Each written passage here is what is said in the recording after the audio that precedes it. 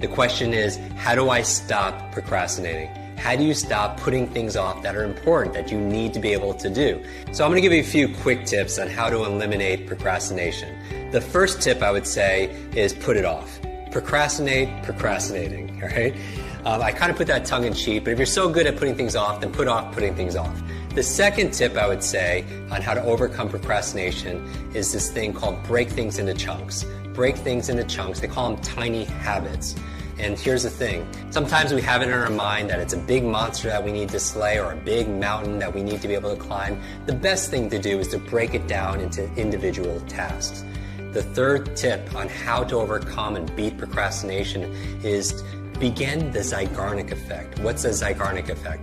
In our memory training that we do and teaching people how to remember names and faces and languages and so on, we talk about the Zeigarnik effect. And basically, it was this psychiatrist, Dr. Zeigarnik, and she was in Europe at a cafe, and she noticed that the wait staff would remember everyone's orders. Have you ever had somebody like that at a restaurant? Remembered all the orders by using their memory. And she wanted to find out how, and she called it the Zeigarnik effect. And basically it says that they would remember things for as long as that order wasn't delivered. But as soon as that order was delivered, it closed the loop, and all of a sudden they forgot. How do you apply that to procrastination? If you start somewhere, anywhere, just one place, you have this open loop and you're more likely to finish it and close that loop. The next thing I would recommend on how to overcome procrastination is be kind to yourself. What do I mean when I say be kind to yourself?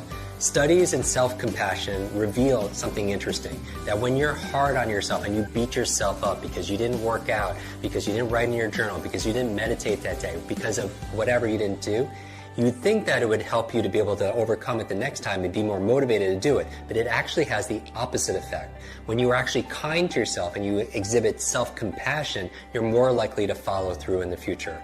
And the last quick tip I would recommend is really to tune into your why. One of my very favorite books is a book called Start With Why by Simon Sinek.